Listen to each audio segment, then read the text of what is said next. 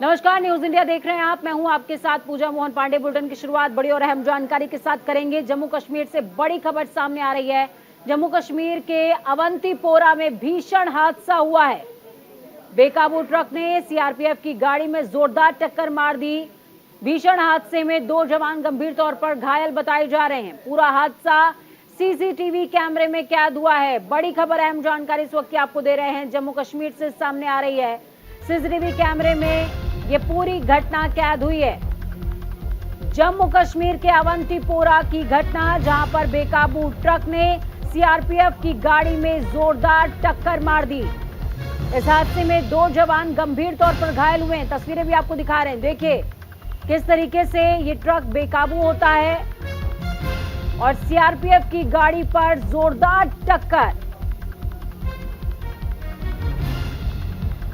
इस हादसे में 2 जवान घायल हो गए हैं।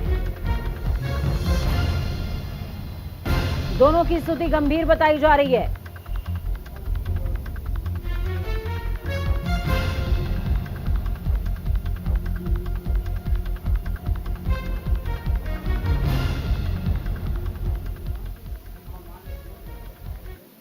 तो देवभूमि के लिए आज का दिन बेहद खास होने वाला है, क्योंकि प्रधानमंत्री विदेश से लौटे हैं और देवभूमि को सौगात देने वाले हैं। वंदे भारत ट्रेन की सौगात है, जिससे दिल्ली से लेकर देहरादून यानी कि राजधानी से राजधानी का सफर बेहद आसान होने वाला है। तस्वीरें भी आपको दिखा रहे हैं। अब से कुछ ही देर के बाद प्रधानमंत्री नरेंद्र मोदी वंदे भारत ट्रेन को हरी झंडी दिखाएंगे। हालांकि केंद्रीय रेल मंत्री अश्विनी वैष्णव कल ही पहुंच गए थे उत्तराखंड, और इस दौरान वो मुख्यमंत्री के साथ तमाम कार्यों का निरीक्षण करते भी नजर आए थे। इस बीच अश्विनी वैष्णव देहरादून में मौजूद हैं, संबोधन दे रहे हैं और साथ में प्रधानमंत्री वर्चुअली कार्यक्रम से जुड़े हैं और अब से थोड़ी देर के बाद हरी झंडी दिखाते नजर आएंगे। आज उसी कमिटमेंट के कारण आप देख रहे हैं उत्तराखंड के लिए नए नए प्रोजेक्ट्स आगे आ रहे हैं। 5G, जगह जगह जहां पर फाइबर पहुंचाना वहां फाइबर, और कर्णप्रयाग रुद्रप्रयाग की प्रोजेक्ट की अगर आप बात करोगे, 125 किलोमीटर में से 104 किलोमीटर तो टनल है। इतनी लंबी टनल, ऐसा कॉम्प्लेक्स प्रोजेक्ट अगर कोई एक व्यक्ति है दुनिया में जो कर सकते थे, वो है प्रधानमंत्री श्री नरेंद्र मोदी जी। और उनका जो भावनात्मक जुड़ाव है इस देवभूमि से, आप सब जानते हैं किस तरह से चारों धामों का एक तरीके से एकदम नया अवतार सामने रखा है। मैं माननीय प्रधानमंत्री जी को बहुत बहुत धन्यवाद देता हूं। इस कार्यक्रम में आपका हार्दिक स्वागत करता हूं, और ये जो विशाल जन समूह है ये आपके आशीर्वचनों को सुनने के लिए आज आतुर है। माननीय प्रधानमंत्री जी, आपका बहुत बहुत स्वागत। बोलिए मेरे साथ, भारत माता की जय, भारत माता की जय। बहुत बहुत धन्यवाद।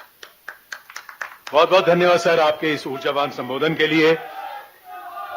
भारत के यशस्वी प्रधानमंत्री परम आदरणीय श्री नरेंद्र मोदी जी की उपस्थिति से ये समारोह जगमगा उठा है। मैं माननीय प्रधानमंत्री जी से अनुरोध करता हूं कि वो कृपया इस अवसर पर हम सभी को आशीर्वाद देंगे, लेकिन उससे पहले मैं चाहूंगा कि उत्तराखंड के मुख्यमंत्री जी से उनके आशीर्वचनों के लिए, उनके संबोधन के लिए। भारत माता की, भारत माता की, नरेंद्र मोदी जी जिंदाबाद, नरेंद्र मोदी जी जिंदाबाद। वंदे भारत ट्रेन के इस आज उद्घाटन अवसर पर हम सब के बीच में जो अभी अभी इस ट्रेन को हरी झंडी देने वाले हैं, विश्व के सर्वाधिक लोकप्रिय नेता, युग दृष्टा, भारत के यशस्वी प्रधानमंत्री आदरणीय नरेंद्र मोदी जी, हमारे उत्तराखंड के राज्यपाल लेफ्टिनेंट जनरल आदरणीय गुरमीत सिंह जी, भारत के यशस्वी रेल मंत्री आदरणीय अश्विनी वैष्णव जी, हमारे कैबिनेट मंत्री आदरणीय गणेश जोशी जी, सुबोध उनियाल जी, सांसद माला लक्ष्मी शाह जी, नरेश बंसल जी, हमारे उपस्थित सभी विधायकगण, सभी अधिकारीगण और इस कार्यक्रम में बहुत बड़ी संख्या में पधारे मेरे सभी उत्तराखंड के भाइयों एवं बहनों, मैं सर्वप्रथम उत्तराखंड की राजधानी देहरादून को वंदे भारत एक्सप्रेस तथा हमारे प्रदेश को 100% विद्युतीकरण रेल लाइन की सौगात देने के लिए उत्तराखंड की देवतुल्य जनता की ओर से आदरणीय प्रधानमंत्री जी का और रेल मंत्री जी का कोटि कोटि धन्यवाद देता हूं। आज देवभूमि उत्तराखंड के लिए ये ऐतिहासिक दिन है और इस ऐतिहासिक दिन को हम सभी को साक्षी बनने का मौका मिला है। ये हम सबका सौभाग्य है। आज आदरणीय प्रधानमंत्री जी का जो उत्तराखंड के प्रति विशेष प्रेम है, उसी का प्रतिफल है कि जिसकी दूरी अभी थोड़ी देर पहले बताया जा रहा था कि 8 घंटे में 9 घंटे में देहरादून से दिल्ली की दूरी तय होती थी, अब ये दूरी महज 4.5 घंटे में पूरी की जा सकेगी, दिल्ली का सफर पूरा किया जा सकेगा। भाइयों बहनों, नए युग की रेल सेवा वंदे भारत आदरणीय प्रधानमंत्री जी के प्रगतिशील और आत्मनिर्भर भारत के विजन का साक्षात उदाहरण है। बीते 9 सालों में देश में आदरणीय प्रधानमंत्री जी के नेतृत्व में जो इंफ्रास्ट्रक्चर के क्षेत्र में अभूतपूर्व स्पीड से व अभूतपूर्व स्केल से कार्य किया जा रहा है। आज हम आदरणीय प्रधानमंत्री जी के नेतृत्व में भारतीय रेल का स्वर्णिम युग की तरफ बढ़ रहे हैं। भाइयों बहनों, स्वदेश में निर्मित भारत की पहली semi high speed train Vande Bharat उभरते हुए भारत की बुलंद तस्वीर को प्रदर्शित करती है। मुझे उम्मीद है कि भविष्य में यह सेमी हाई स्पीड ट्रेन देवभूमि के दुर्गम पहाड़ों पर दौड़कर एक नया कीर्तिमान निष्पादित करेगी। आज जब पूरा विश्व आर्थिक संकट से गुजर रहा है, ऐसे समय में आदरणीय प्रधानमंत्री जी के कुशल नेतृत्व में भारत की अर्थव्यवस्था 5वें नंबर की सबसे बड़ी अर्थव्यवस्था बन गई है। भाइयों बहनों, आदरणीय प्रधानमंत्री मोदी जी के नेतृत्व में जो उत्तराखंड के अंदर जो विशेष काम हुए हैं केंद्र की सरकार से, केंद्र के सहयोग से, उसके कारण से उत्तराखंड तेजी से विकास की ओर अग्रसर हो रहा है। आदरणीय प्रधानमंत्री जी ने हमेशा अपने संबोधन में भी कहा है और उत्तराखंड वो जब जब आए हैं या उत्तराखंड के बाहर जहां भी उन्होंने उत्तराखंड के लोगों से उनका मिलन हुआ है, उनका जो इस धरती से मर्म और कर्म का रिश्ता है, उसके कारण से उन्होंने हमेशा एक अभिभावक की तरह हमारी बात को स्वीकार करते हुए उत्तराखंड को वंदे भारत ट्रेन की सौगात देकर उत्तराखंड के प्रति अपने विशेष लगाव को पुनः प्रदर्शित किया है। इसके लिए मैं आप सबकी तरफ से आदरणीय प्रधानमंत्री जी को धन्यवाद देता हूं। आदरणीय प्रधानमंत्री जी के मार्गदर्शन और केंद्र सरकार के सहयोग से उत्तराखंड में अनेकों ऐसे काम हुए जो पहले मुमकिन नहीं थे। पहाड़ में रेल चलाना एक सपना था, उत्तराखंड का हर बच्चा देखा करता था और हम भी जब छोटे थे सोचते थे कि ट्रेन में बैठने में कितना अच्छा लगेगा, कितना मजा आएगा। आज आदरणीय प्रधानमंत्री जी के नेतृत्व में उत्तराखंड में पहाड़ तक ट्रेन पहुंचने का जो सपना सच होने जा रहा है। ऋषिकेश कर्णप्रयाग रेल लाइन बनते ही उत्तराखंड का प्रत्येक बच्चा यह कह पाएगा कि मैंने भी ट्रेन देखी है, मैं भी ट्रेन में बैठा हूं। क्या कभी किसी ने सोचा था ऋषिकेश से आगे ट्रेन का संचालन हो पाएगा? क्या कभी इसके लिए पूर्व की सरकारों ने प्रयास किए? नहीं किए। मैं धन्यवाद देना चाहता हूं आदरणीय प्रधानमंत्री नरेंद्र मोदी जी का, जिनकी दूरदर्शिता स्पष्ट विजन के कारण आज ऋषिकेश कर्णप्रयाग रेल लाइन का काम तेजी से आगे बढ़ रहा है। भाइयों बहनों, सड़कों और रेल की बात ही क्या करें, आज हेली सेवाओं, रोपवे सेवाओं, इसके माध्यम से माननीय प्रधानमंत्री जी का जो विजन है, उत्तराखंड के सुदूर क्षेत्रों को विकास की मुख्य धारा से जोड़ने का काम किया जा रहा है। भाइयों बहनों, देश का एक समय एक कालखंड वह भी था, उसको भी हमें याद करना चाहिए। रेलवे जैसी जो महत्वपूर्ण व्यवस्था, जो आज वंदे भारत जैसी अनेकों ट्रेनों की सौगात लेकर माननीय प्रधानमंत्री जी के नेतृत्व में आगे बढ़ रही है, जो मानव जीवन के महत्वपूर्ण हिस्सा है, उसे भी एक समय में जो पूर्व की सरकारें थी उन्होंने राजनीति का अखाड़ा बना दिया था। हालत ये थी कि रेलवे की भर्तियों में तो मुख्यमंत्री पुष्कर सिंह धामी को सुन रहे थे आप। साफ तौर पर उन्होंने कहा कि पहाड़ों में दुर्गम स्थानों पर जब रेल चलेगी तो निश्चित ही ये भारत की गौरव गाथा का बखान करेगी। खबरों में आगे बढ़ते हैं। बड़ी खबर, अहम जानकारी आपको देंगे। जम्मू कश्मीर के किश्तवाड़ में बड़ा हादसा हुआ है। किश्तवाड़ में बड़ा हादसा, भारी बारिश के चलते यह हादसा हुआ है। एक ही परिवार के 4 लोगों की मौत की खबर सामने आ रही है। मृतकों में 3 महिला और 1 पुरुष। खाना बदोश था ये परिवार, जंगलों में टेंट लगाकर रहा करता था। मृतकों में 3 महिला और 1 पुरुष। जंगल में टेंट लगाकर परिवार रह रहा था। जम्मू कश्मीर के किश्तवाड़ में बड़ा हादसा हुआ है, जब भारी बारिश के बीच टेंट पर पेड़ गिर गया।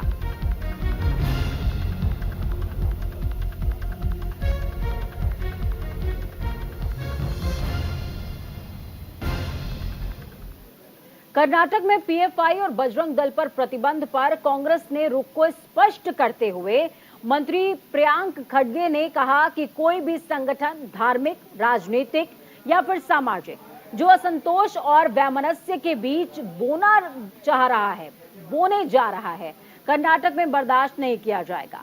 साथ ही हिजाब प्रतिबंध को वापस लेने की मांग पर उन्होंने कहा, हम अपने रुख पर बहुत स्पष्ट हैं। हम ऐसे किसी भी कार्यकारी आदेश की समीक्षा करेंगे, हम किसी भी विधेयक की समीक्षा करेंगे जो भारत की आर्थिक नीतियों के प्रतिकूल है।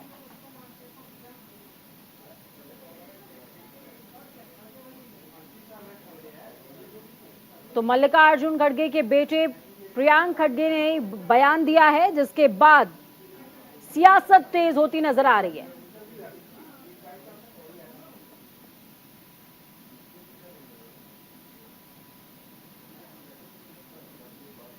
Any bill, we are very clear on our stand. We will review any such executive order.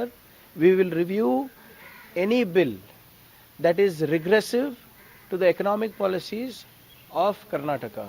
Any bill that brings a bad image to the state, any bill that is not of use for the economic activity, any bill that does not create employment, any bill that violates the rights of an individual, any bill that is unconstitutional will be reviewed and if necessary rejected. Any organization, either religious, political or social, who are going to sow seeds of discontentment, disharmony in Karnataka will not be tolerated. We will tackle them legally, we will tackle them constitutionally, be it Bajrang Dal, be it PFI, be it any other organization. We will not hesitate to ban them if they are going to be a threat to the law and order of Karnataka. We will not hesitate to ban them if they are going to do unconstitutional things.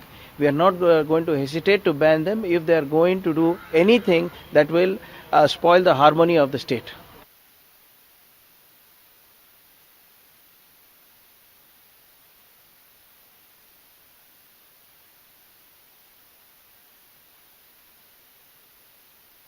राज्य की कटिबद्धता, प्रतिबद्धता और सौहार्द को बिगाड़ने का काम करेगा। यहां पर उन्होंने पीएफआई और बजरंग दल को लेकर के भी बात बोली है।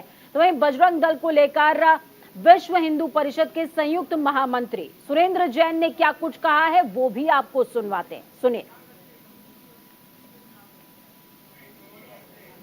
केजरीवाल मॉडल दिल्ली से चला था, आज पूरी कांग्रेस जो सबसे बड़ी पार्टी है वो फिर दोबारा से उस मॉडल पर चल रही है। मुसलमानों के मन में खौफ पैदा करो। बजरंग दल का नाम इसीलिए तो लिया गया क्योंकि बजरंग दल ने सरतन से जुदा गैंग को रोका, क्योंकि बजरंग दल लव जिहाद को रोकता है, बजरंग दल अवैध धर्मांतरण को रोकता है। इसलिए उनके नाम का खौफ पैदा करो और खौफ पैदा करके उनको गोलबंद करो और गोलबंद करके अपने साथ वोट बैंक में कन्वर्ट करो।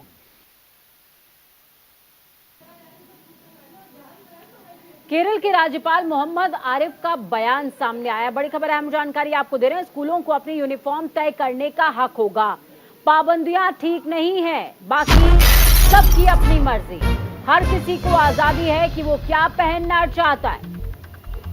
केरल के राज्यपाल मोहम्मद आरिफ ने कहा कि क्या आदमी और महिला को सभ्य तरीके से तैयार नहीं होना चाहिए।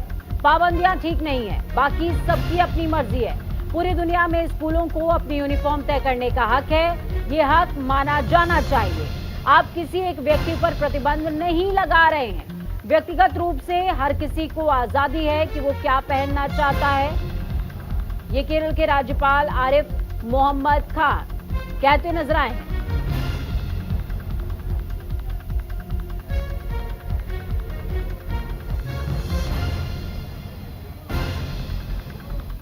आपको क्या बताया, सबको मैं आपसे पूछता हूँ, आदमी को डिसेंटली ड्रेस नहीं होना चाहिए? आदमी को भी होना चाहिए, महिला को भी होना चाहिए। पाबंदियां सही नहीं हैं, बाकी हर एक की अपनी मर्जी है जो कर, और स्कूलों का ये हक कि वो अपनी यूनिफॉर्म तय कर सकें, ये पूरी दुनिया में माना जाता है, वो माना जाना चाहिए। इंडिविजुअल के ऊपर आप थोड़ी प्रेस आप कोई प्रतिबंध लगा रहे हैं किसी के ऊपर, नहीं, इंडिविजुअल को पूरी आज़ादी है, जो चाहे वो पहने। हिजाब पे क्या बताया।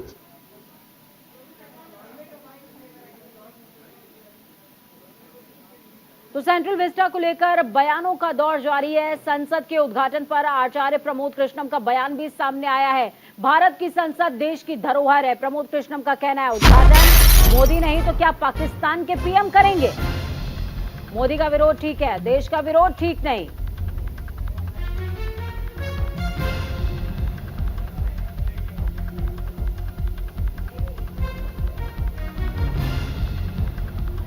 तो आचार्य प्रमोद कृष्णम का बयान सामने आया। उन्होंने कहा,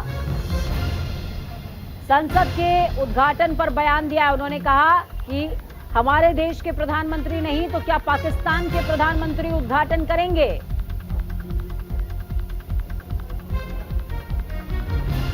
क्या कुछ कहा है, सुनिए।